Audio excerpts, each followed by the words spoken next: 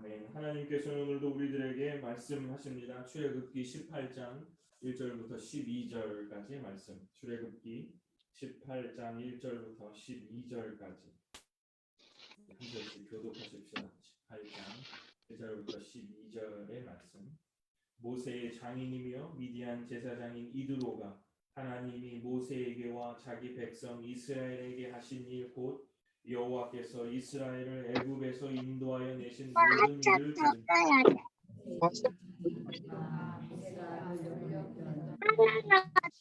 아니, 0.1 남았어. 0.1. 모세가 이르기를 내가 이방에서 나그네가 되었다 하면 그래도 깜빡깜빡 쳐도 돼? 아빠, 왜 에 치고 모세의 나왔죠? 장인 이드로가 예배드리라고. 모세의 아들들과 그의 아내와 더불어 교회도 안 광야에 들어와 들려도 돼? 모세에게 곧 모세가 하나님의 산에 지나치는 곳이라. 여기가 멀리야? 여기가 멀리야. 여기 목이 없죠? 거기 없어. 모세가 나가서 그의 장인을 맞아 절하고 그에게 입맞추고 그들이 서로 문안하고 함께 장막에 들어가서 모세가 이스라엘을 위하여 여호와 애굽 사람에게 하신 모든 일과 그래서 그들이 행한 모든 신앙과 여호와께서 그들을 구원하신 일을 다 그 장인에게 말하니 이드로가 여호와께서 이스라엘에게 큰 은혜를 베푸사 애굽 사람의 손에서 구원하심을 기뻐하여 여호와 이르되 여호와를 찬송하노라 너희를 애굽 사람의 손에서와 바로의 손에서 건져내시고 백성을 애굽 사람의 손 아래에서 이제 내가 알았도다 여호와는 모든 신보다 크심으로 이스라엘에게 교만하게 행하는 그들을 이기셨도다 하고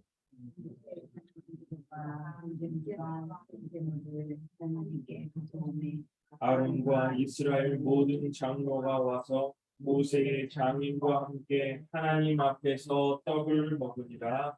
아멘. 고마우신 성령 하나님, 오늘도 귀한 말씀 가운데 역사하여 주셔서 우리의 삶을 깨우쳐 주시고 인도하여 주시고 빛을 내 주시다. 어둡고 캄캄한 세상을 지나갈 때에 나의 생명, 나의 기쁨이라 고백하며 우리 성도들이 걸어갈 수 있도록 아버지 하나님께서 은혜를 베풀어 주옵소서. 귀한 말씀 가운데 역사하실 아버지 하나님을 기대하오며 예수님 이름으로 기도드립니다. 아멘. 오늘 출애굽기 18장 1절부터 12절 본문을 가지고 예배 공동체의 품격, 예배 공동체의 품격이라는 제목으로 말씀을 전하겠습니다. 출애굽기 18번째의 이야기입니다. 계속 오랜만에 우리가 함께 모여서 다른 말씀을 전할까 하다가 그대로 그냥 본문을 연구하고 그대로 전달하는 것이 훨씬 더 즐겁고 올바른 일이라 생각하고 18장을 준비를 했고 또 마침 이 18장이 출애굽기 여정 가운데서 한 템포 쉬어가는 듯한 느낌을 주는 장이어서 더 옳다구나 하면서 말씀을 준비했습니다. 다음 또 주에는 19장이 또 신의 광야로 들어가는 이야기라 또 오늘은 이 이드로 이 모세의 장인이 들려서 한 이야기여서 또 그것과 또 이렇게 좀 맞아 떨어지는 듯한 느낌이 있어서 말씀을 준비하면서도 굉장히 즐겁습니다. 저도 오랜만에 우리 성도들을 만나는 그런 순간이어서 이 출애굽기 18장을 함께 나누면서 성경도 한 템포 좀 쉬어가는 듯한 느낌이 있으니 그런 것과 함께 이 18장에 들어오신 하나님의 말씀을 함께 나누며 은혜를 나누고 싶습니다. 오늘은 모세의 장인 이드로라는 사람이 이스라엘 백성이 있는 곳으로 와서 모세와 만나는 장면이 이 18장에 쭉 나와 있습니다. 오늘 읽었던 1장부터 11절부터 12절이 이제 이 만나는 장면이고 그 다음에 13절부터 마지막 절까지는 이제 여러분들이 잘 알았던 모세가 송사를 많이 하고 있으니 장인이 와서 그렇게 하지 말고 사람들을 세워서 그 사람들의 숫자대로 그 사람들의 형편대로 그들을 통해서 그 송사들을 처리하게 하려 하는 내용들이 이렇게 나와 있는 장이 바로 18장 그런데 이제 그런 상황들은 또 우리의 상황들은 좀 거리가 멀어 있으니까 오늘 이 본문 1절부터 12절의 이 본문을만 가지고 여러분과 은혜를 나누며 묵상하고 싶습니다. 처음 애굽에서 사람들을 죽이고 살인자의 누명을 쓰고 모세가 이 광야로 미디안 광야로 쫓겨오죠. 외지인 모세를 보고 딸을 가진 이드로는 자기의 딸을 혼인시킴으로 인해서 이 모세를 사위 삼은 사람입니다. 한참 그렇게 즐겁게 아니면 어떤 생활을 하고 있을 때 모세가 어느 순간 얘기하는 거죠. 하나님의 신적인 계시가 있었고 나 다시 애굽으로 돌아간다라고 얘기한 그런 상황인 거예요. 이 상황을 보면요. 애굽에 있었던 사람이 다시 여기에 와서 만나서 딸과 혼인하고 있다가 갑자기 나 다시 애굽으로 돌아갈게. 그랬던 거죠. 사실 딸을 가진 아버지로서 어떤 마음이 들었을까 뭐 그런 생각을 하면서 오늘 말씀이 시작이 되었는데 아무래도 그때 그 애굽으로 사위를 보내고 나서 그 이후로 처음 만나는 사건이 아닙니다. 또 중간에 돌려보냈던 그 아내 십보라, 그 다음에 첫 번째 아들인 그 게르솜, 성경에서 지난번 성경 속에 나왔고 이 엘리에셀의 둘째 아들은 뭐 성경에서 잘 기록되지 않아서 요때 이제 이 가족들이 다 만나는 아주 오랜만에 만나는 그러한 장면이 바로 이 출애굽기 18장의 내용입니다. 우리도 엄청 오랜만에 만나잖아요. 오늘 이들의 만남 가운데 이들의 그 대화나 아니면 그들이 한 행동 속을 자세히 들여다보면 오늘 제가 말씀의 제목으로 여겼던 그 품격, 격이 느껴짐을 발견할 수가 있습니다. 살아온 얘기를 하면서 우리가 수다를 떨 수 있죠. 또 지내온 날들을 보면서 우리의 생각들을 이야기할 수 있죠. 그러나 그들의 대화에서는 하나님을 나의 아버지라 섬기고 하나님을 우리 백성의 오로지 유일한 하나님이라고 섬기고 있는 그런 백성들은 그들의 타고난 성품과 인격이 그들 대화 속에서 드러난다는 것.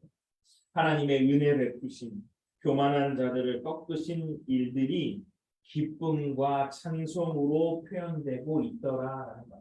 다시 한번 하나님의 은혜 베푸심, 교만한 자들을 꺾으심이 그들의 찬송과 감사와 기쁨으로 표현되었다라는 것이죠. 뭐 사실 그런 거죠. 오늘도 우리의 이 예배를 마치고의 어떤 이 짧은 교제들이 그런 교제들이 되었으면 좋겠고 또 우리 성도들이 그렇게 만나는 뭐 오랜만에 만날 수도 있습니다만 주일날 예배를 마치고 또 다시 헤어졌다가 다시 만났을 때 주의 공동체는 어떠한 품격을 내보여야 하는가 그런 것들을 오늘 말씀 속에서 우리가 깨우칠 수가 있다는 거예요.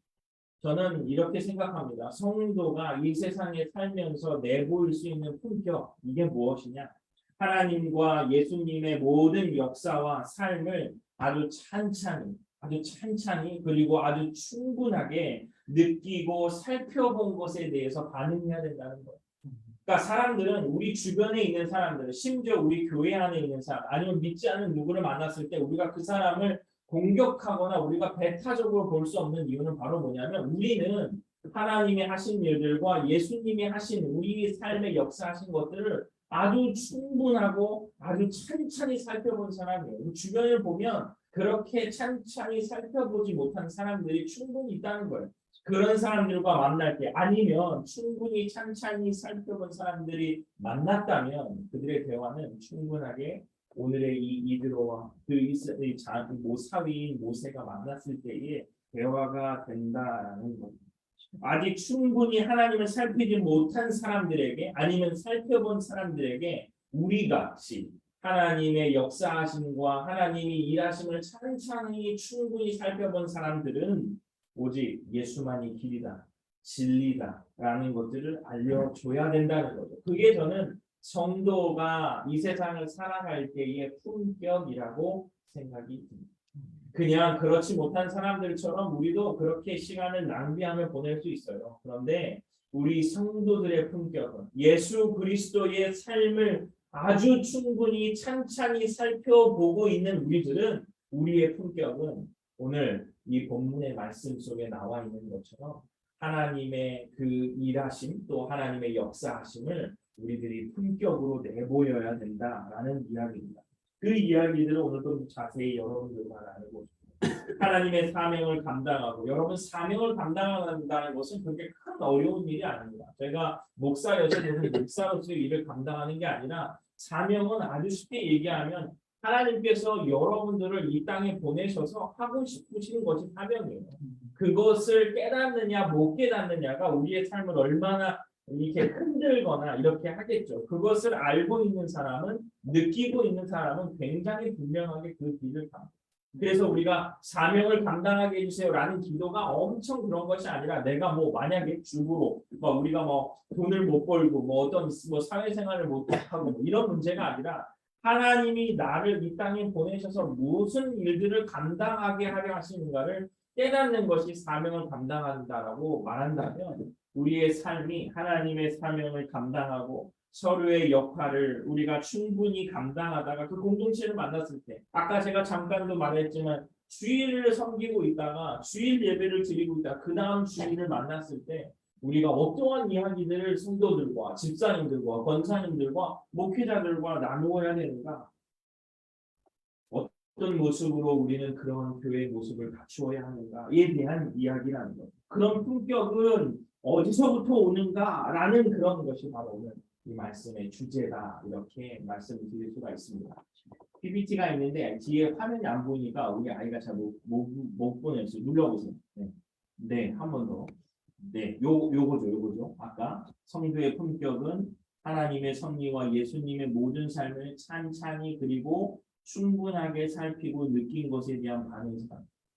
이게 우리 성도의 품격이라는 거예요. 하나만 더 넘기면 출애굽기 1장에 보면 그 첫 번째의 힌트가 나와요. 그 품격이 어디서부터 오는가? 우리 18장 1절을 우리 함께 읽어봅시다. 제가 맨날 읽다가 보면 저 혼자 맨날 읽어요. 온라인에서 우리 다 같이 있으니까 우리 다 같이 한번 읽어보면 좋을 거예요. 출애굽기 18장 1절 우리 함께 읽어보겠습니다. 시작. 모세의 장인이며 미디안 제사장인 이르로가 하나님이 모세에게와 자기 백성 이스라엘에게 하신 일 본 여호와께서 이스라엘을 애굽에서 인도하여 내신 모든 일을 들으라. 아멘. 품격이 어디에서부터 오느냐? 하나만 넘겨주세요. 뭐냐면 들어야 한다.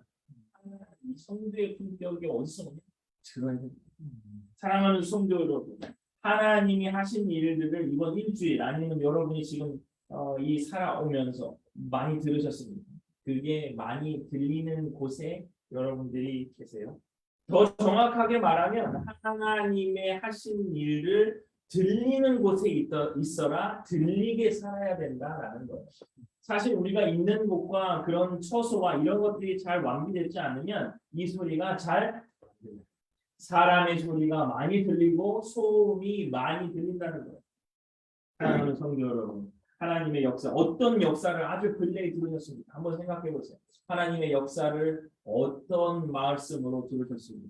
하나님의 음성을 어떻게 근래에 들으셨습니까? 한번 생각해 보세요. 그 생각과 함께 그 끝에 나는 정말 그 들리는 곳에 있나라는 그러한 생각을 한번 해보시면 좋아요.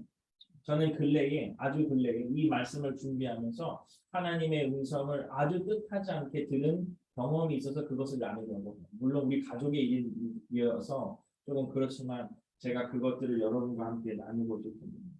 아시다시피 우리 큰애가 하원이가 우리 학교에 입학을 했습니다. 그냥 한국에서 열심히 살다가 영어 한마디도 못하는 애가 국제학교에 가서 영어를 하루 종일 써야 되니 얼마나 아이가 고생을 할까요? 뭐 양주에 있었을 때는 뭐 라이드하고 막 이랬는데 지금 여기서 혼자 전철을 저보다 먼저 출근해요. 근교를 해야 돼요. 저는 이제 나중에 출근을 하니까 이 아이가 여기서 이제 전철을 다 혼자 갑니다. 얘가 이제 굉장히 큰 사고를 하나 쳤어요. 사고를 쳤어요.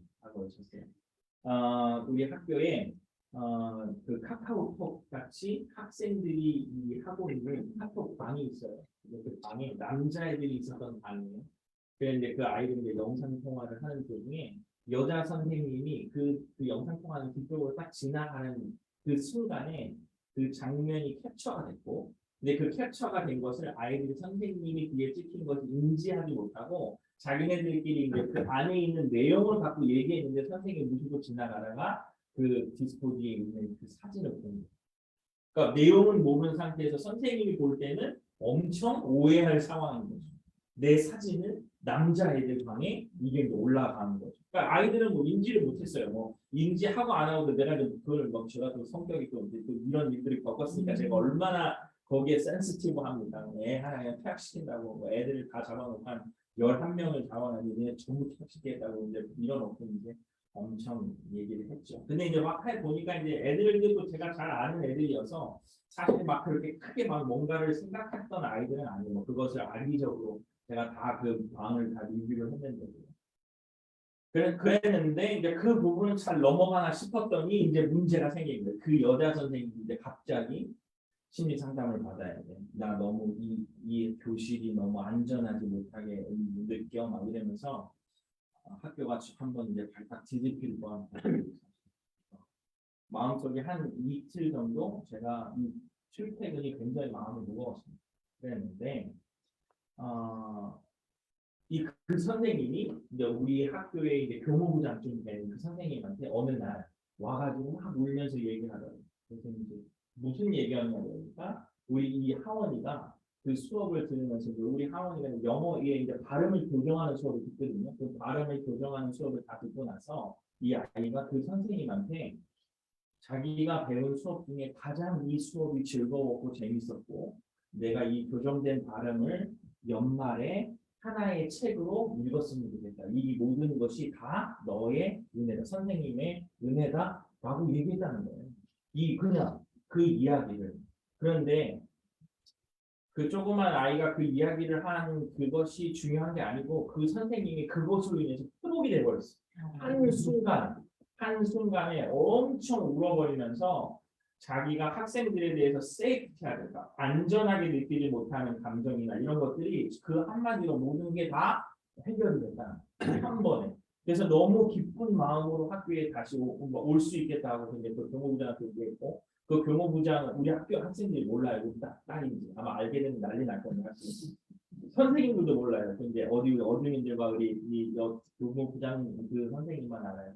와서 막 그 이제 교무부장도 마음이 이제 막 계속 불편하게 있죠. 선생님이 그러니까 그래서 막 저한테도 울고 와가지고 학원이가 됐다. 누가 가르쳤는지 모르는데 학원이가 됐다. 엄마는 내 앞에서 우는 거예요.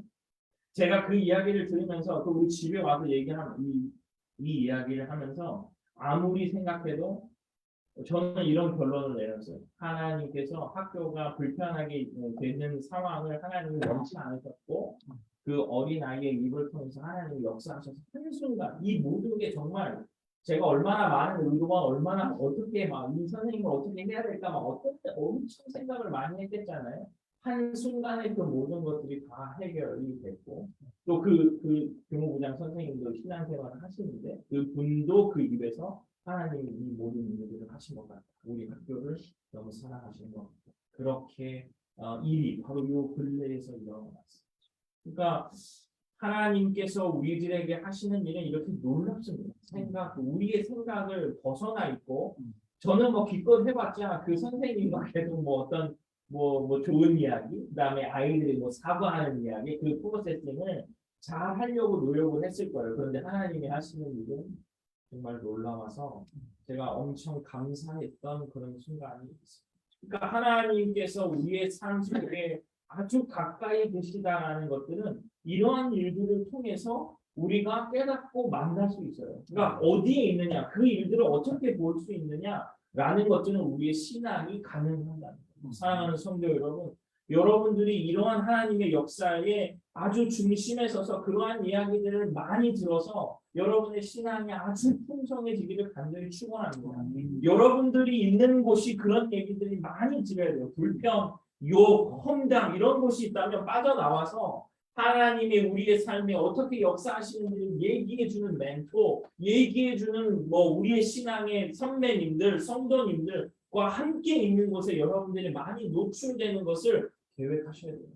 여러분들이 계속 있다가 보면 악은 수렁에 빠지듯 계속 험담이 늘어나고 계속 판단이 늘어나고 계속 우리에게 없는 것만 드러나요. 그럴 때는 얼른 피하고 도망가서 이렇게 하나님이 하신 일들을 들을 수 있는 곳에 여러분들이 있기를 간절히 축원합니다. 이게 우리의 품격을 만드는 첫 번째다. 두 번째는 그리고 나서 이 성도의 품격은 어디서부터 나오느냐? 말하는 것에서부터. 출애굽기 18장 8절. 네, 이거는 제가 한번 읽어볼게요. 모세가 여호와께서 이스라엘을 위하여 바로와 애굽 사람에게 행하신 모든 일과 길에서 그들이 당한 모든 고난과 여호와께서 그들을 구원하신 일을 다 장인에게 말하매.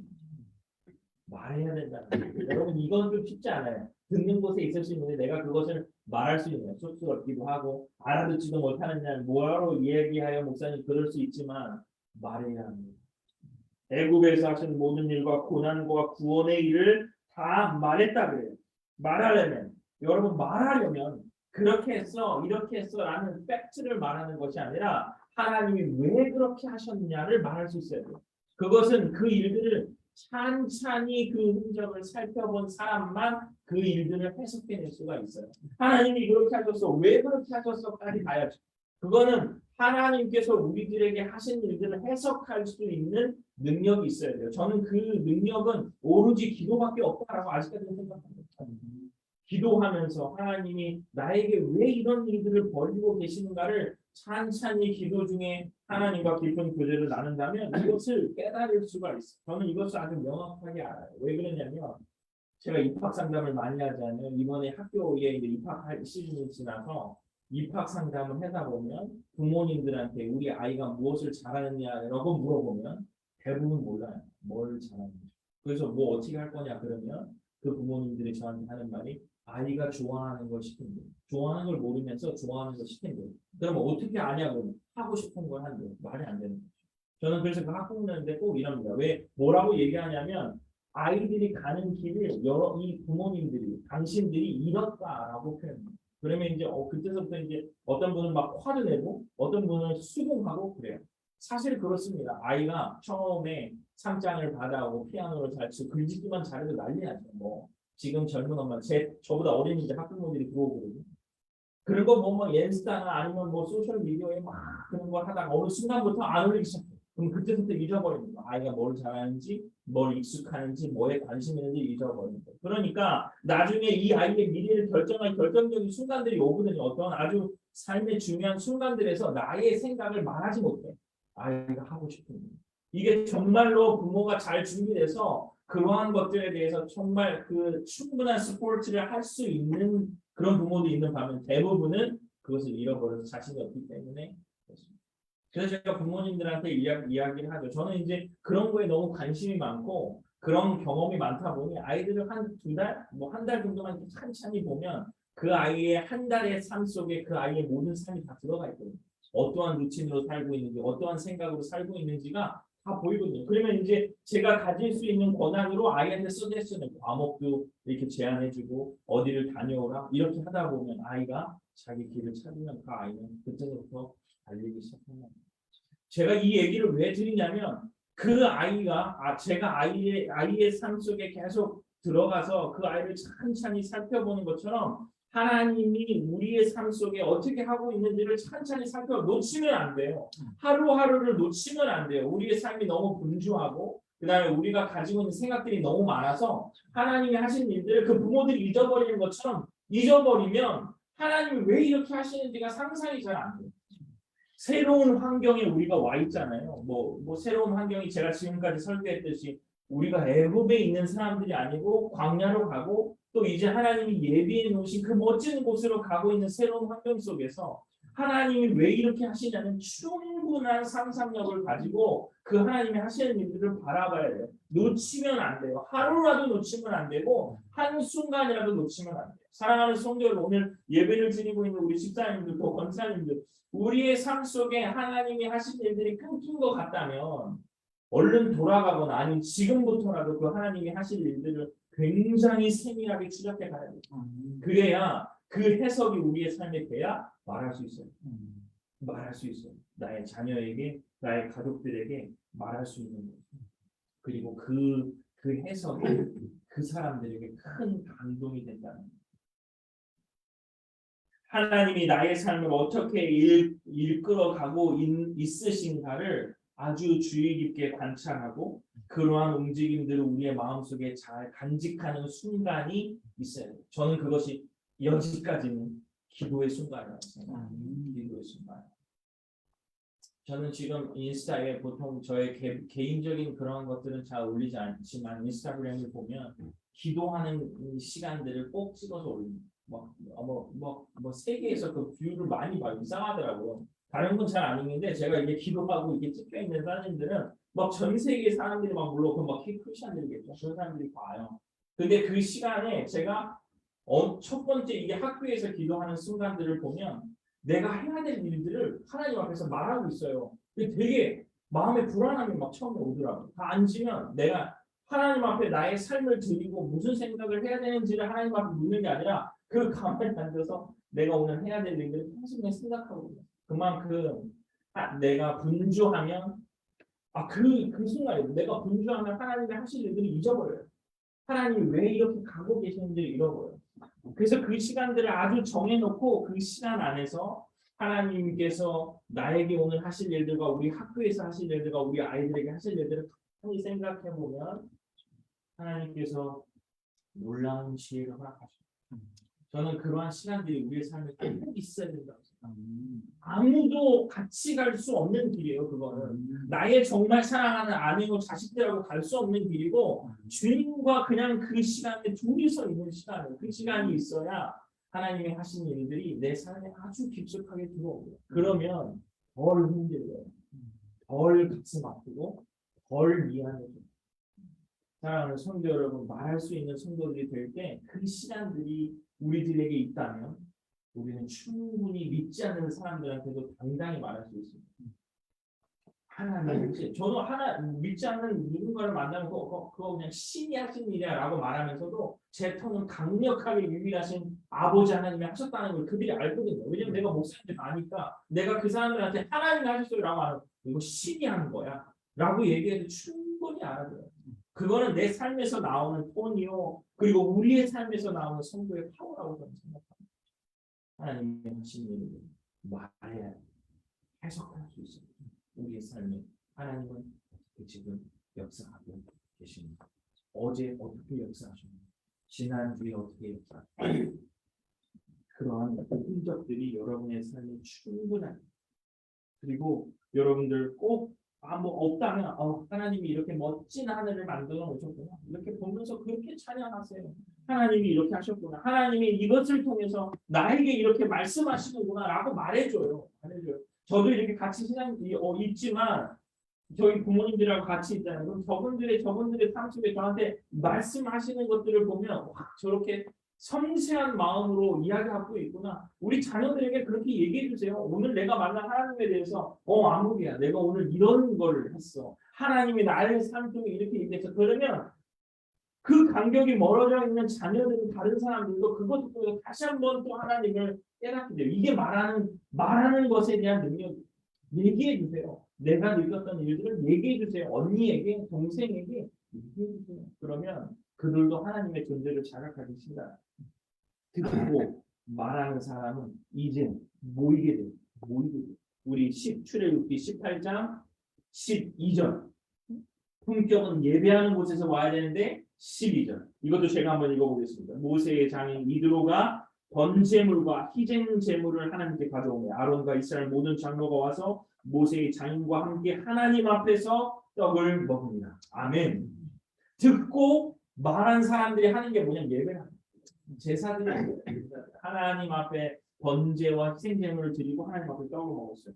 하나님 앞에 우리 이따가 짜장면 먹을 건데 우리도 먹을 건데 그 먹음에 있어서 이게 뭐냐면 하나님 앞에 우리가 제사를 드렸고 먹으면 함께 나눈다는 이게 예배라는 거예요. 항상 예배는 이게 동일하게 있어야 된다. 하나님을 경외하는 그 의식이 있어야 되고 나의 사랑하는 성도들과 주의 사랑하는 사람들과 나눔이 있어야 된다는 거예요. 듣고 말한 사람은 당연히 이렇게 반응한다는 거예요. 하나님의 하신 일들을 들은 사람, 하나님이 하신 일들을 해석한 사람은 반드시 예배의 자리로 나와야 된다는 거예요. 하나님이 하신 기이한 행적들에 대한 감사가 우리의 삶에 있게 되는 거죠. 오늘 우리도 이 조그만 소소한 음식을 함께 나누는 하나님께 많이 감사할 수 있는 시간이 되었으면 참 좋겠습니다. 또 한 번 예배의 의미를 이 말씀을 통해서 저는 되새기게 되었습니다. 반대로 우리의 예배가 왜 힘을 잃게 되었나? 이 시간에 왜, 이 시대에 왜 예배가 이렇게 힘을 잃게 되었나를 또 한번 생각해 보게 되었어요. 우리는 예배에 가면 교회에 가서 어떤 드리는 공적인 예배를 드리면 우리는 무슨 말을 많이 하고 오나요? 누가 뭐 했다더라, 어떻게 했다더라, 무슨 회의가 있다더라, 나는 이렇게 얘기할 거다. 하나님 하신 일들을 우리 교회가 얼마나 많이 듣고 말하는, 이것이 되지 않는 순간 우리 교회들이 힘을 잃지 않았나라는 그런 생각을, 성도들의 대화는, 성도의 품격은 하나님이 하신 일들에 대한 일들을 많이 말하는 거예요. 네. 자기 자랑, 내가 얻어낸 것, 하나님이 은혜 주신 것들을 자랑하는 것이 아니라 하나님을 자랑하는 거예요. 하나님이 나의 삶의 온전한 삶의 정말 주체가 되시고 그분이 나의 삶에 구동하시는, 이끌어 가시는 분이시면 그 힘을 우리는 입으로 말해야 된다.